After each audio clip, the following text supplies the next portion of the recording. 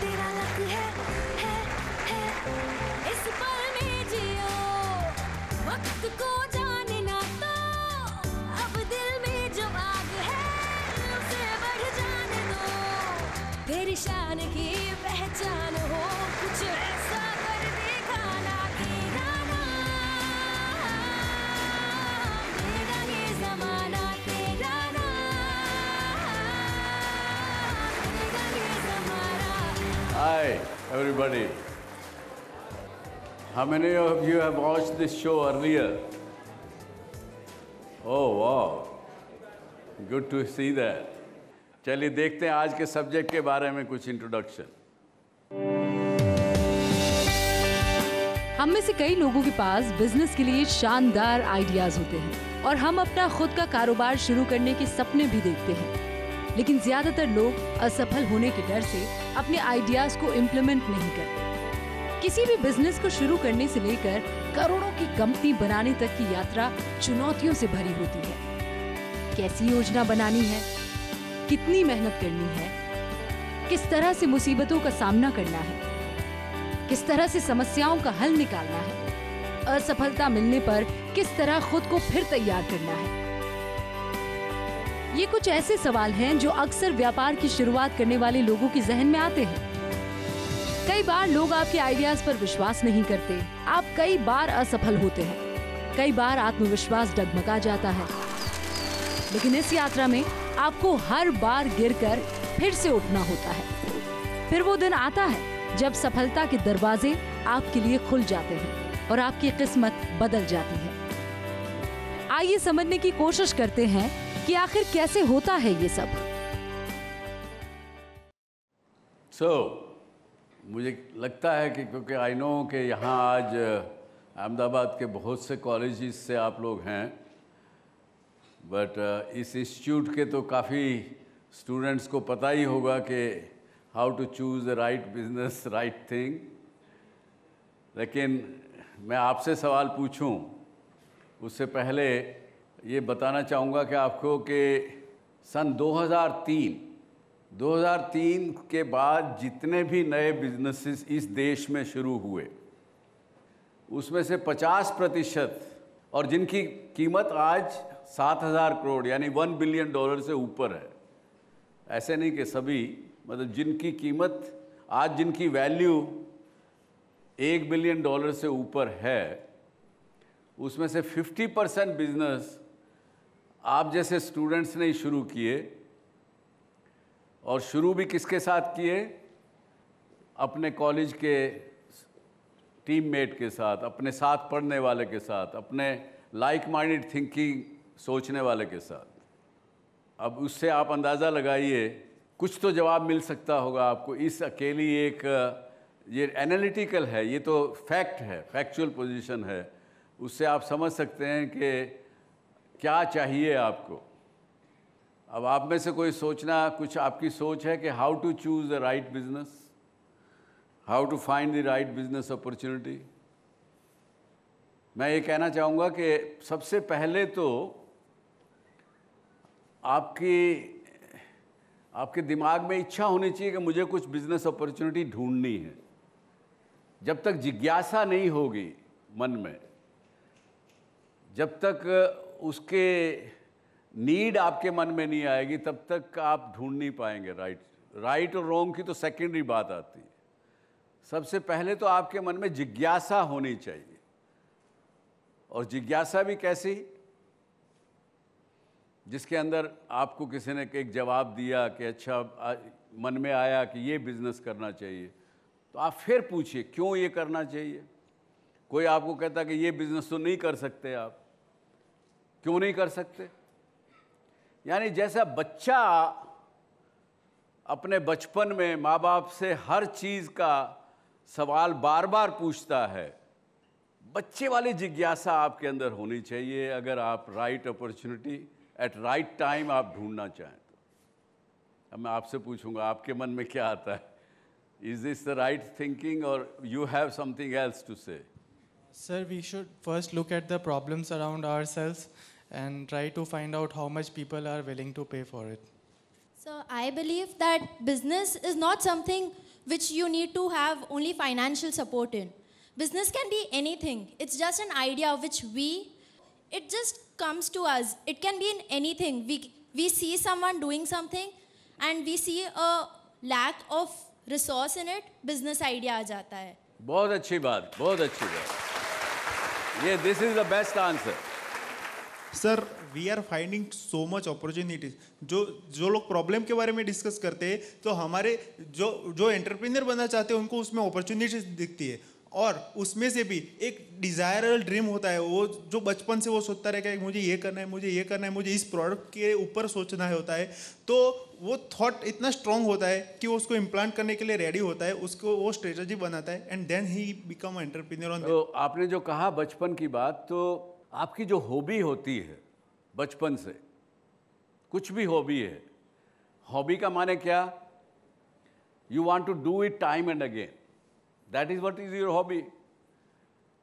और जो हॉबी आपकी डेवलप होती है वो कहीं ना कहीं आपका जो टैलेंट जिससे आप लेकर के पैदा हुए हो, जो टैलेंट आपके अंदर है उसके मुताबिक ही आपकी हॉबी है. It is not very different. When you recognize your talent, कि मेरा ये टैलेंट है, उसके मुताबिक अगर कोई चीज़ आप करेंगे या काम करेंगे, बिजनेस करेंगे, प्रोफेशन करेंगे, पढ़ाई करेंगे, उसके अंदर you will excel. Sir business ideas अपने को डेली ऑब्जर्वेशन से मिलते हैं कि एक ऐसा ऑब्जर्वेशन अपने करें कि वो लोगों का कंफर्ट जोन और बढ़ाएगा कि नहीं. एक ऐसा कंसेप्ट आना चाहिए कि उससे लोगों का जो पहले जितना काम चलता था उससे और इजी वे में निकलेगा कि नहीं निकलेगा. I think the idea of business comes even from the requirement, our need. कुछ चीज़ें होती है, हमें लगता है अपनी ज़िंदगी को कंफर्टेबल बनाने के लिए, to make our life easier. Sometimes we want to start with a new work. जैसे शॉपिंग, हमें लगता था कि ये प्रॉब्लम्स इसमें आती है, so to simplify that we start with e shopping. Sir अगर आपको बिजनेस करना है and if you want to sell your product, आपको उसकी नीड क्रिएट करनी पड़ेगी, क्योंकि आजकल बहुत प्रोडक्ट्स हैं इन द मार्केट दैट लोग एंड काफ़ी वैरायटी में भी मिल रहे हैं. सो आई फील कि अगर कोई प्रोडक्ट नहीं है एंड इफ़ आप नीड क्रिएट करते हो, इसका एग्जांपल मैं I can start with iPhone. People were good with Nokia phones, but there was a need created by iPhone that today people all of us are using all smartphones. Sir मेरे ख्याल से opportunity जहाँ सबकी सोच ख़त्म होती है, बस वहाँ से हमें अपॉर्चुनिटी मिलती है. Very good. देखिए, सोच हमें कई बार, जैसे उन्होंने यहाँ पे यंग मैन ने कहा कि हमको नीड क्रिएट करनी पड़ती है. मैं उसका थोड़ा सा एक्सप्लेनेशन देना चाहूँगा आपको. आप ये देखिए कि ये जो ब्रह्मांड है, ये विश्व है, यूनिवर्स है, इसमें हर चीज़ यानी मनुष्य तो अलग बात हुई, हर चीज़ को, हर पेड़ पौधे को, हर जानवर को, हर मनुष्य को, हर स्टेट को, हर ऑर्गेनाइजेशन के, हर एक आदमी की कुछ ना कुछ नीड्स हैं. उस एक बेसिक लेवल पर पहले तो हमको उस नीड को देखना है, पहचानना है. और वो नीड्स अगर आज किसी एक तरीके से पूरी हो रही हों, उसको मैं कैसे बेहतर तरीके से पूरी कर सकता हूँ या कर सकती हूँ, या उसको कैसे उस सस्ते में क्रिएट कर सकती हूँ, या उसका कंज्यूमर एक्सपीरियंस कैसे मैं बढ़ा सकता हूँ, उसकी तकलीफ़ कैसे दूर कर सकता हूँ, कम कर सकता हूँ. ये कुछ प्रश्न हैं जिसके बारे में अगर हम सोचेंगे तो हमें उसमें आइडियाज़ क्रिएट होने लगेंगे, आइडियाज़ आने लगेंगे. नीड्स तो है, लेकिन जो आपने कहा नीड्स, आईफोन की आपने जो बात जिक्र किया, वो आपने उसको एक प्रोडक्ट को और अच्छा बना करके, अच्छे फीचर्स दे करके उसको लोगों को दिया, ताकि उन्होंने उस एग्जिस्टिंग प्रोडक्ट से शिफ्ट कर लिया. वो नीड पूरी हो रही थी, लेकिन उसने और नीड्स क्रिएट कर दी, और सॉल्यूशन दे दिए एक फ़ोन केवल फ़ोन ना रह के एक स्मार्टफोन बन गया, उसके अंदर आपके दुनिया भर के उन्हें सॉफ्टवेयर डाल दिए। आप 2020 में देखिएगा, कोई भी इस डिवाइस को फ़ोन, मोबाइल फ़ोन नहीं कहेगा। People will forget the word as a mobile phone. This is a mobile device I have in hand, और यहाँ तक भी हो सकता है कि this is a mobile computer I am carrying, और this is my guide I am carrying, this is my encyclopaedia I am carrying. So ये सब तरह के वर्ड्स आप सुनने को लगेंगे, ये है। लेकिन साथ में एक चीज़ और, हम क्योंकि हिंदुस्तान से हैं, हमारा कल्चर एक अलग है, हमारी एक सोच अलग है। क्योंकि देखिए, ये देश सोने की चिड़िया था, ये कोई मिथ की बात नहीं है, ये सच्चाई है, इतिहास की बात है। लेकिन जिस समय ये सोने की चिड़िया था, उस समय ये विश्व गुरु भी था। दोनों चीज़ें पैरेलल साथ साथ थी। और विश्व गुरु क्यों थे हम? माफ़ कीजिएगा, आपके सब फैकल्टीज़ यहाँ बैठे हैं, शुक्ला जी बैठे हैं। एक टीचर में और गुरु में थोड़ा अंतर मैं मानता हूँ, मेरे एक्सपीरियंस से मैं थोड़ा सा मानता हूँ। अब है कि नहीं आप सोचिएगा, और अगर आपकी कुछ सोच हो तो बताइएगा। टीचर जो है वो अपनी नॉलेज आपको ट्रांसफ़र करता है, और you gain the knowledge and you ask the teacher questions, he answers you, he or she answers you, and you gain the knowledge. You sharpen your faculties, you grow in your knowledge base, you grow in your intelligence and everything, blah, blah, blah. और जो गुरु है, वो साथ साथ आपको आपके जीवन की भी कुछ सच्चाइयाँ बताता है, जीवन के कुछ छुपे हुए पहलू भी बताता है या बताती है, जिससे कि आप एक अच्छा, सुदृढ़, सुख में, खुश में जीवन भी जी सके। नहीं तो आज देखिए, आज हमारे देश में बहुत से ऐसे एग्ज़ाम्पल हैं, उदाहरण हैं, जो बिजनेसेस, मान लीजिए एक पीढ़ी ने शुरू किया, दूसरी ने उसको मेंटेन किया, तीसरे में वो डाउन होने लगा, चौथे में वो ख़त्म हो गए। ऐसे बहुत उदाहरण हैं हमारे देश में। और साथ ही मैंने देखा है वो, और एक पुराना समय था हमारे यहाँ भी, जब तक हमने अपना कल्चर, अपना बिहेवियर, अपने वैल्यू सिस्टम को कंप्लीट रखा, तब तक कमज़ोर नहीं पड़े, तब तक आप विश्व गुरु रहे। और उसके साथ साथ ही पैसा भी, धन भी, वो भी साथ आया। तो इसलिए मैं कहता हूँ कि नीड है पूरे यूनिवर्स की, लेकिन नेचर जो है उसको मत भूलिए। नेचर एक ऐसी चीज़ है जो देता है, उसको नहीं चाहिए कुछ भी। वो केवल एक ही चाहता है कि भाई मेरे को बर्बाद मत करो, जितना मुझे है उस तरह से करने दो, आपका भला करने दो। जहाँ आप मेरा नुकसान करोगे, आपका ही नुकसान होने वाला है।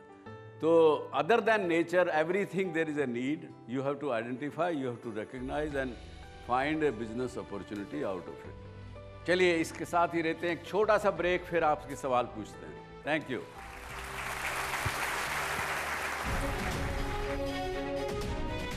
मैंने एक बात लिखी है अपनी किताब में, उनका नाम नहीं लिखा पर किस्सा लिखा है। तो मैंने उनको कहा कि सर, मैं एक टेलीविज़न चैनल शुरू कर रहा हूँ, लेकिन बाहर से शुरू कर रहा हूँ, आपकी जुरिस्डिक्शन में नहीं आता मैं।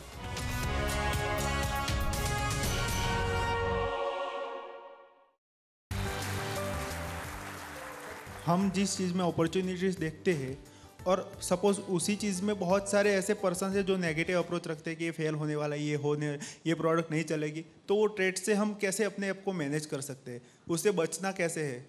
आज आप 10 सक्सेस स्टोरी उठा के देख लीजिए, उसमें से 10 में से 9 लोगों को डिस्करेज किया गया होगा, लेकिन उन्होंने क्या किया? उन्होंने कभी उसकी परवाह नहीं की। उनको अपने, एक तो सबसे पहले अपने आप पर विश्वास, faith in yourself, and second, faith in your ability to succeed, and third, not to accept failure. और फेलियर मैं बार बार कहता हूँ इस शो में, आपने तो काफ़ी लोगों ने सुना देखा है शो, मैं बार बार यही कहता हूँ कि failure is not there until you accept it. Where is the failure? So ये 3-4 चीज़ें ध्यान रखिए तो कोई आपको अपने रास्ते से भटका नहीं सकता। चलिए। So you talked about the nature. I really appreciate that generally ऐसे shows में nature के बारे में बात नहीं होती है, खाली business strategies वगैरह के बारे में बात होती है। जनरली जिसको भी सुनते हैं वो बोलते हैं कि एक सर्टन एज के बाद you think about giving back to the society. मैं ये बोल रहा हूँ हम पहले से ही नहीं क्यों सोचते हैं? नहीं, ये देखिए, क्योंकि हम अपनी परंपराओं से हट गए, अपने वैल्यू सिस्टम से हट गए। इस देश की एक परंपरा थी कि जब से आपने कमाई करना शुरू किया तब डे 1 से आप 10% निकालते थे सोसाइटी को देने के लिए। आज अब पिछले 10-20 वर्षों में इंसान को लालच, ग्रीड, ये सब है हम लोगों को। ग्रीड की वजह से हमने जब खेत में फसल उगाने लगे, अनाज, चाहे अनाज हो चाहे वो सब्ज़ी हो, उसके अंदर केमिकल डालने लगे क्योंकि ज़्यादा फसल चाहिए। फर्टिलाइज़र भी वाज ऑल केमिकल्स। उसके अलावा और भी चीज़ें बहुत सी, कैसे ज़्यादा उपज ली जाए। और 20 साल के बाद हमको पता लगता है कि भाई ये तो खाने पीने से कैंसर होता है, ब्लड प्रेशर होता है, दुनिया भर की तकलीफ़ें होती है। तो अब हम क्या कह रहे हैं? ऑर्गेनिक फूड करो, ऑर्गेनिक चीज़ करो। अरे वो तो था पहले से ही, परंपरा यही थी, नेचर तो यही कहती है, लेकिन आपने अपना रास्ता बदल दिया। आपके अंदर अहंकार आ गया कि मैं कुछ कर सकता हूँ, मैं बड़ा इजाद कर सकता हूँ, I am a big scientist, I can give this, I can give that, so many things, modified ये वो। लेकिन अल्टीमेटली आप नेचर के पास पहुँचेंगे। सर जैसे हमने बिज़नेस अपॉर्चुनिटी तो फाइंड कर ली कि हमें करना है, पर हमें बहुत सारे बैरियर्स आते हैं, जैसे गवर्नमेंट पॉलिसीज़ हो गई, या हमने जो फाइंड किया है वो सारे कॉम्पिटिटर्स होंगे, तो वो कहीं ना कहीं हमें नुकसान पहुंचाएंगे। तो उसके लिए हमें क्या करना चाहिए? मेरा एक्सपीरियंस जो है वो ये है कि रेगुलेशन हो, चाहे समाज हो, चाहे सोसाइटी हो, चाहे आसपास के लोग हों आपके, किसी भी अच्छे आइडिया को वो अबॉर्ट नहीं कर सकते। वो आपको रोक सकते हैं, डिले कर सकते हैं। That is the answer. But अगर आप उदाहरण से देखें तो आज today ZTV is the biggest example. जब हमने शुरू किया 92 में, और मैंने उस पर काम करना शुरू किया 1990 में, January of 1990। This television activity was reserved for public sector or government. Even the satellite signal from a satellite, foreign satellite, downloading of that was criminal offense. जो intellectual property rights हम लोगों ने खरीदे, they were all faulty. फिल्मों के खास करके, किसी भी फिल्म प्रोड्यूसर के हम राइट खरीदते थे, वो 4-4 जगह उसने साइन करके दिया हुआ। हिंदुस्तानी प्रोड्यूसर की आदत थी कि कोई भी चेक दिखा दे, कुछ भी लिखा ले, देखते ही नहीं थे। ये रियल स्थिति थी। और इवन चालू होने के बाद हमने कम से कम 150 IPR के केसेस फाइट किए हैं कोर्ट्स में। तो अगर सम टोटल देखें तो there was no way you could start a private sector satellite television in this country. Even जो भारत सरकार का सबसे बड़ा अधिकारी इस महकमे का होता है, सेक्रेटरी इंफॉर्मेशन ब्रॉडकास्टिंग, उस समय जो थे उनसे मैं मिलने चला गया। मैंने एक बात लिखी है अपनी किताब में, उनका नाम नहीं लिखा पर किस्सा लिखा है।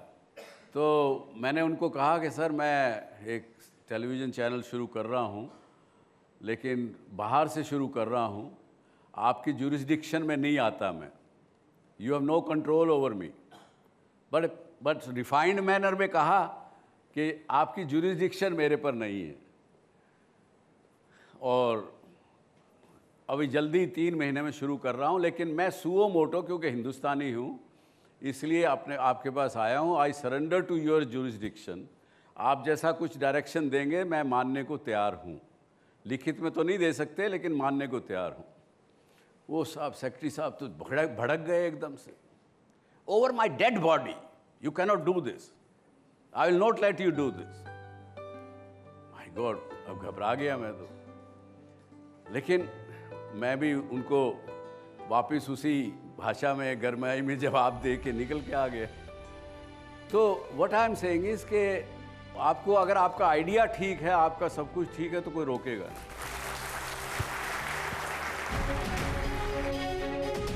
Manager will do things right and the entrepreneur will do right things.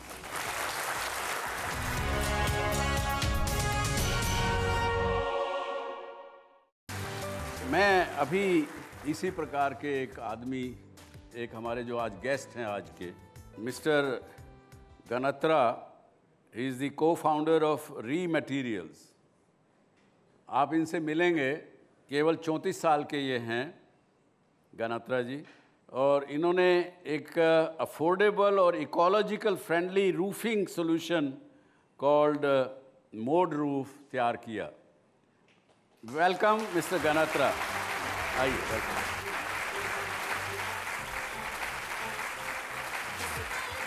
हमारे साथियों को बताएंगे कि आपने कब कैसे शुरू किया और अभी कहाँ तक पहुँचे हैं जी।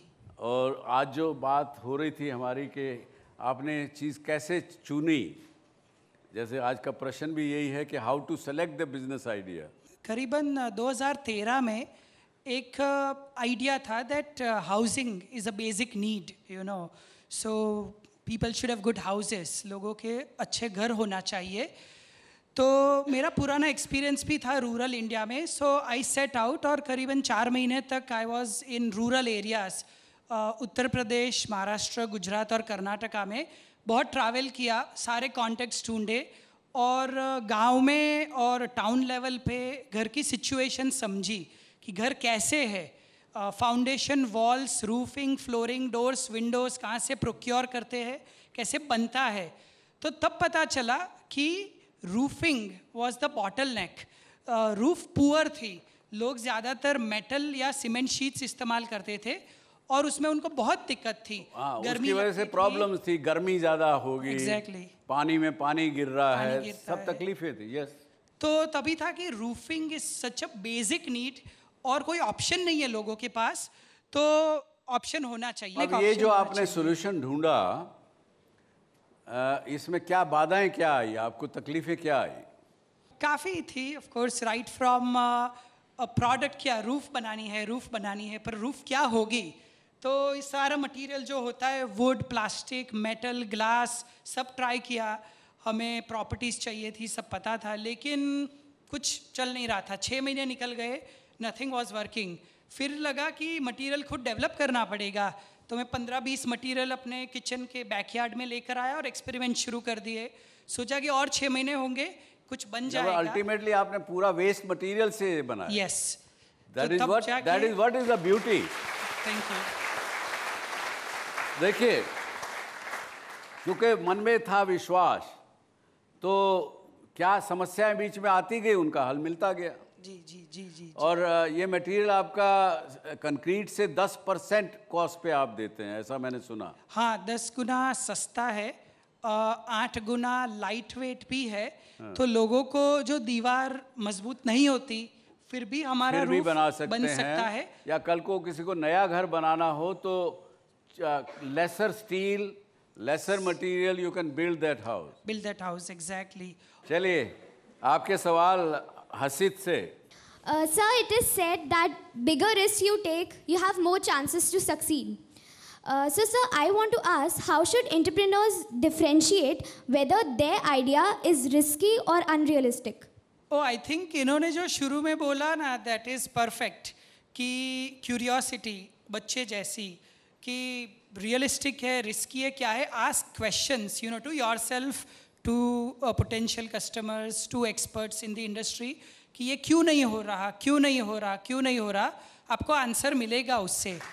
लेकिन देखिए, एक चीज़ मैंने जो सीखा है, इसमें डिफरेंस है। एक मैनेज करना चीज़ों को, बिकमिंग मैनेजर, मैनेजमेंट, एंटरप्रेन्योर,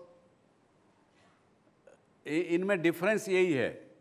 और हालांकि वो तो आपने सबने सीखा ही होगा कि manager will do things right and the entrepreneur will do right things. That is the only difference. I was asking that if, for example, that you told that I was not succeeding at it for 6 months and you kept trying on it, but what if the idea is not successful? For example, you got a solution after a year or so. If that idea doesn't have the solution and that was just an idea floating, then like what is the outcome of that failure? अगर आप floating idea होगा, that means you have not firmed up your concept. ये हम बात कर रहे हैं firm up कैसे करें, और एक बार फर्म अप कर लें तो फिर वेवर नहीं करें। So you need to commit 100% to it.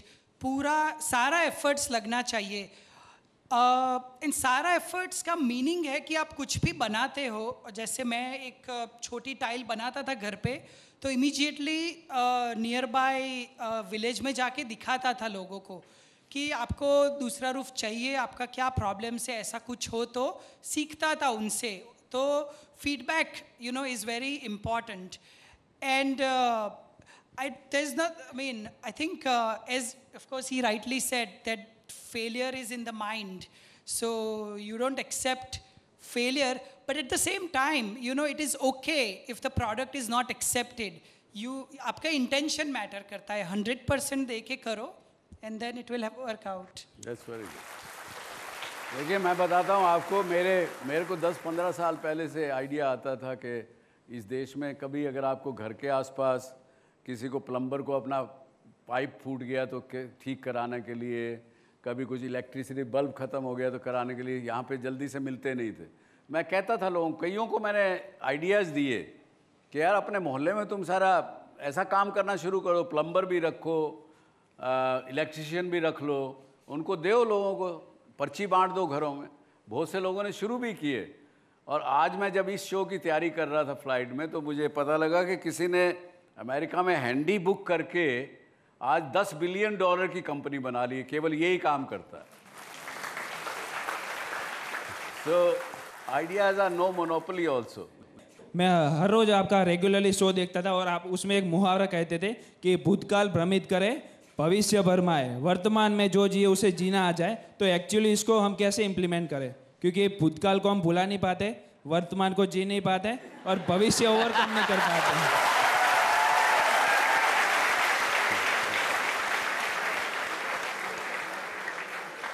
Very good question.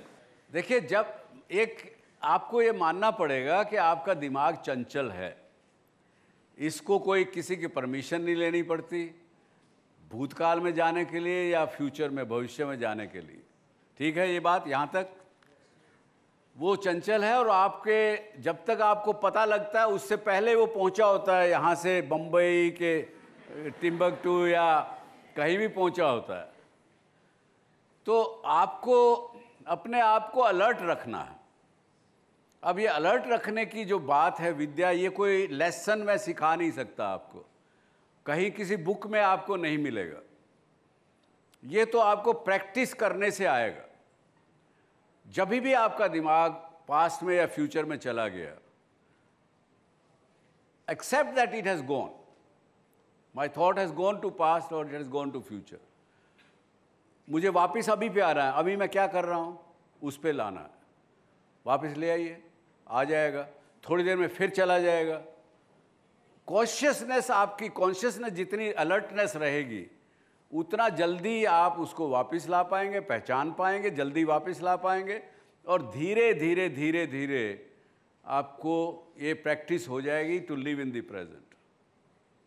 It cannot be done overnight, let me tell you this. Don't get frustrated. It's a matter of practice. It's an art. It's not a science. ये याद रखिए। और ज़्यादा अगर शोर रखना हो तो मैंने विपස්සना में ये सीखा।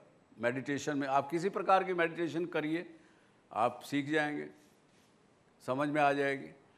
तो बहुत बहुत धन्यवाद। Thank you very much for coming on the show and wish you all the very best. We'll have a quick break and come back, and I'll introduce you to something very, very different, maybe different from the subject, but it still means a lot to the subject. Stay with us.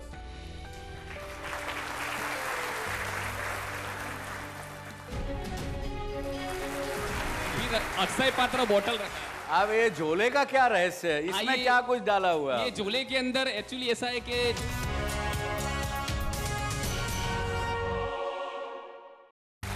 देखिए, मैं ये मानता हूँ कि मैं अकेला कोई motivator नहीं हूँ, बहुत से लोग हैं और हम अपने शो पर जिनको हम कहते हैं चेंज मेकर्स, उनको बुलाते हैं जिन्होंने ज़िंदगी में कुछ भी डिफरेंस किया हो दूसरे की लाइफ में।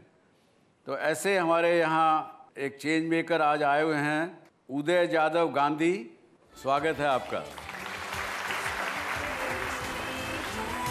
स्वागत है। केम छो? मजा में? वाह, देखिए चेहरे पर रौनक ही अलग है। खुद में वो बदलाव लाइए जो आप दुनिया में देखना चाहते हैं।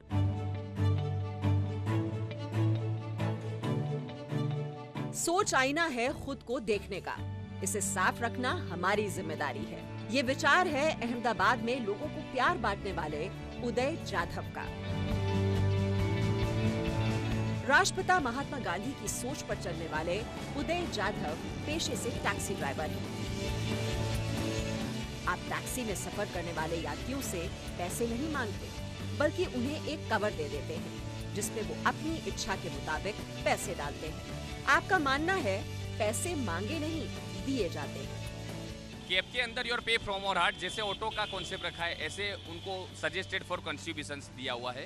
अंदर डस्टबिन है, लाइब्रेरी है, पानी की बोतल भी अंदर रखता हूँ, नाश्ता अंदर घर से बना हुआ मेरी वाइफ बना के देती है, बच्चे लोग बैठते तो उनको चॉकलेट सर्व करता हूँ, ताकि एक अच्छा मैसेज जाए कि पैसा सर्वस्व नहीं है, प्रेम भाव जरूरी है, लव लव।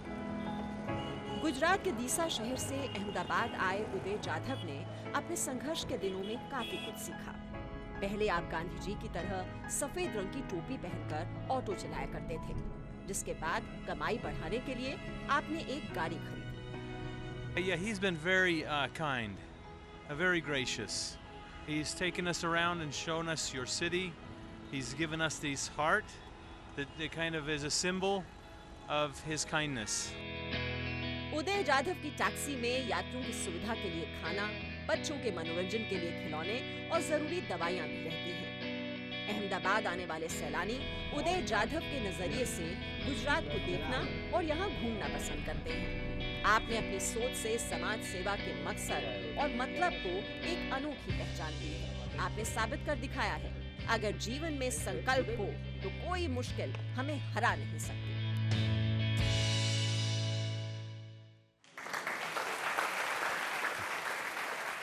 अब ये he is born and brought up in Ahmedabad. पहले जाने जाते थे अहमदाबाद नो रिक्शा वालों, हाँ, और आज एक टैक्सी चलाते हैं। देखिए, मैंने देखा ज़िंदगी में, आज जब इनका मैंने प्रोफाइल पढ़ा तो मुझे अपने आप पे भी शर्म आई। बहुत बार जो गिविंग की बात की ना आपने पीछे, तो हम कई बार सोचते हैं कि हमारे पास कुछ आ जाएगा, देने लायक बनेंगे तो देंगे, यही तो होता है ना। ये आदमी को देखिए, रिक्शा चलाने वाला भी देना शुरू कर दिया जिस दिन से कर रहा था। बताइए कैसे? नमस्ते, मेरा नाम उदय है और मैं 2010 से ये ऑटो चला रहा हूँ और नाम दिया है अहमदाबाद नो रिक्शा वालों। जो पहले पिक्चर आया था वो अहमदाबाद नो रिक्शा वालों, अहमदाबाद बताऊँ चालो माँ बाप पिक्चर। और मैं गांधी फिलोसॉफी पे मैं ऑटो चला रहा हूँ और गांधी विचारधारा चलाता हूँ, धराता हूँ मैं। जो वो इंस्पिरेशंस मुझे वहाँ से मिला, मानव साधना। उधर जरा देखिए, तो उधर ये देखिए, serve all, love all, serve all, and प्रेम सवनी सेवा, and love all. Very good. ये मेरी जो ऑटो में है उसमें भी लोग हीरो हीरोइन के फोटो रखते हैं, लेकिन मैंने लव ऑल सर्व ऑल के जो रेडियम से बनाया है कि सौ ने प्रेम सौनी सेवा। अगर दिल से अपने जो बोलते हैं ना सेवा करते तो मज़ा आता है, मुझे उसमें भी आनंद मिलता है। नो डाउट मुझे भी स्ट्रगल पड़ी थी। 2010 में मैंने ऑटो स्टार्ट किया तो लोग भाग जाते थे ऑटो देख के, अरे नहीं नहीं बोले जान दो यार ये ऑटो वाला बोले पैसा ज़्यादा लेगा। लेकिन मैंने अपनी श्रद्धा और जो विश्वास था मैं उस पर अड़ग रहा कि नहीं मुझे ये करना है या नहीं करना है। तो आज देखो देखते देखते 8 साल हो गया, मुझे भी नहीं पता चला। जैसे घर वाले भी स्टार्टिंग में नो डाउट स्ट्रगल पड़ती थी, पापा बोलते थे अरे क्या गांधीगिरी करने निकला है बोले। फिर यानी अंदर ऑटो के अंदर डस्टबिन बनाया है, लाइब्रेरी है, सॉफ्ट बोर्ड है, बच्चे लोग बैठते तो उनके लिए चॉकलेट सर्व करता हूँ। उससे भी छोटा बच्चा है तो उसके लिए टॉयस रखता हूँ ताकि उसकी मम्मी को परेशान न करे और घर जैसा आभास लगे। फिर अक्षय पात्र बोतल रखा है। अब ये झोले का क्या रहस्य है, इसमें क्या कुछ डाला हुआ है? ये झोले के अंदर एक्चुअली ऐसा है कि जो मैं उतरने के बाद में मैं एक्चुअली पैसा नहीं मांगता। आप अपने लिए पे नहीं कर रहे हो, किसी और के लिए पे कर रहे हो, आपका ऑलरेडी पे हो चुका है। ऐसे पर्पस में मैं चला रहा हूँ ऑटो और ये चल रही है। कॉन्सेप्ट इज कि ये जो बैठता है उनके रिक्शा में बैठता था और अब जो टैक्सी में बैठता है वो उससे बोलते हैं कि वे आपके आगे जो कस्टमर मेरी गाड़ी में बैठेगा उसके लिए आप कुछ देना चाहते हो तो दे दीजिए, इसमें डाल दीजिए। पीछे वाला जो ग्राहक था उसने आपका दे दिया।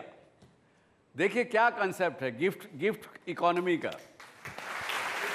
पे फ्रॉम योर हार्ट, आपका दिल करे वो पे करो। आपके सवाल उनसे, हम जो कंफर्ट जोन बनता है वो कैसे ब्रेक किया जाए? ठीक है, क्योंकि मेजोरिटी जो लोग हैं हमारे जॉब कर रहे हैं, ठीक है, इंडिया में तो बिजनेस जो है वो माइंडसेट कम है, तो ये कंफर्ट जोन को कैसे ब्रेक किया जाए? That is my question. वो अंदर से भाव आना चाहिए। आज जैसे मैं एक स्टोरी शेयर करना चाहता हूँ, जो दिल से अपने भाव आना चाहिए। तो मैं ऐसे ऑटो लेके जा रहा था गांधी आश्रम से और एक भाई दिल्ली से आ रहे थे, उनका बटुआ चोरी हो गया ट्रेन के अंदर और पैदल आ रहे थे वॉकिंग करके करते अपनी ट्रॉली लेके। तो मैं सब लोगों ने हाथ बताया, किसी ने खड़ी नहीं रखी। मैं उनके पास गया, मैं बोला बोलिए सर कहाँ जाना है आपको? तो बोले पहले तो मेरी बात सुनो। मैं बोला हाँ बोलिए बोलिए सर। बोले मैं दिल्ली से आ रहा था, मेरा बटुआ चोरी हो गया और मेरे पास 1 रुपया नहीं है, तो आप ले चलोगे? अरे मैं बोला इतनी सी बात है, अरे बैठिए। मैं बोला उनको बिठाया, फिर भी उनको एहसास नहीं हो रहा था कि मैं ये भी पैसा लेगा, तो उनको ऐसा था। अरे मैं बोला बिंदास आप बैठो, आप चिंता मत करो, आप जहाँ पे बोलोगे वहाँ पे मैं आपको छोड़ दूंगा। फिर उनको ऐसा ट्रूथ हुआ, विश्वास हुआ। ऐसे शेयरिंग करते करते उनका स्टॉप आ गया। तो स्टॉप आया तो वो उतरे और उतरने के बाद में बोला चलो सर चलता हूँ मैं। बोले नहीं, लेकिन उनकी आंख में आंसू आ गए और बोले I am salute for you Uday भाई, मैं आपको जिंदगी भर नहीं भूलूंगा। यानी ऐसा है। देखिए आप कंफर्ट जोन क्यों नहीं तोड़ पाते हैं? क्योंकि आप अपने आप को पहचानते नहीं। जिस दिन हम लोग अपने आप को पहचानने लगेंगे, कोई चीज़ मुश्किल नहीं है, कोई चीज़ कठिन नहीं है। सर हमने ऐसा हमेशा सुना है, winners don't do different thing but they do differently. तो सर जैसे ऑटो सब लोग चलाते हैं, पर आपने कुछ नया निकाला कि बच्चों के लिए टॉयज़ एंड चॉकलेट्स एंड वो सब, तो आपको वो आइडिया कहाँ से आया, मतलब कहाँ? Very good question, very good question. ये मुझे आइडिया जैसे अपने गांधी आश्रम में मानव साधना है, जो बच्चे लोग के लिए काम होता है, जो हरिजन आश्रम शाला चलती है गांधी जी के टाइम की। तो मैं वहाँ पे जो एवरी सैटरडे को जो खाना खिलाने का काम होता है, तो मैं वहाँ जाता था। फिर सेवा काफे है जो एवरी 50 पीपल लोग को वहाँ खाना खिलाते, तो मैं वहाँ पे भी वॉलेंटियर किया। मुझे वहाँ से भी आइडिया आया। और जैसे कालूपुर राम रोटी चलती है, 200 से 250 लोग को खाना खिलाते, अवध बिहारी दास जी महाराज है। यानी ऐसे संतों जो, मैं तो ऐसा मानता हूँ कि मेरी जीवन में ऐसे 3-4 व्यक्ति आए कि भाई सब लोग सेवा कर रहे हैं, कुछ ना कुछ मनुष्य जाति की कौम की सेवा कर रहे हैं, मैं कैसे करूं? जहां उनके मन में क्वेश्चन आ गया कि मैं कैसे करूं, उसका हल निकल गया उनके पास। ये है, हम बात घूम फिर के वही आ जाती। बिजनेस आइडिया भी यही बात है। इसमें बिजनेस में इन्होंने पैसा नहीं कमाया होगा, लेकिन देखिए खुशी कमाई, और खुशी की कोई कीमत नहीं होती। उदय भाई, अब मेरे घर बैठे हुए बहुत से लाखों करोड़ों लोग देख रहे हैं वो कैमरा में, उसको देख के बताइए क्या आप मैसेज देना चाहोगे लोगों को? बस मैं यही मैसेज देना चाहता हूँ कि जीवन में पैसा सर्वस्व नहीं है, प्रेम भाव जरूरी है। लाओ लाओ लाओ। जीवन में बस लोगों को प्रेम बांटना सीखते तो और सामने से प्रेम मिलता है। अगर आप ऐसा सोचोगे कि नहीं मेरा अपना कुछ नहीं है जीवन में, देने वाला ऊपर वाला है। जीवन में श्रद्धा और भाव चाहिए, बस यही है। उदय भाई बहुत बहुत धन्यवाद, बहुत बहुत धन्यवाद। आप आए, मेरे शो की शोभा बढ़ाई, धन्यवाद। तो चलिए, ये था आज का प्रोग्राम। अगर इस पे कोई क्वेश्चन हो तो फिर भी आप मुझे लिख सकते हैं मेरी मेल पर, और फिर अगले हफ्ते फिर मिलेंगे। Thank you very much. जय हिंद, जय भारत। सुभाषचंद्रा शो मध्ये भाग घेण्यासाठी scShow@subhashchandra.com वर मेल करा किंवा SMS करा. SC शो स्पेस द्या, आपला प्रश्न लिहा आणि पाठवा 57575 वर.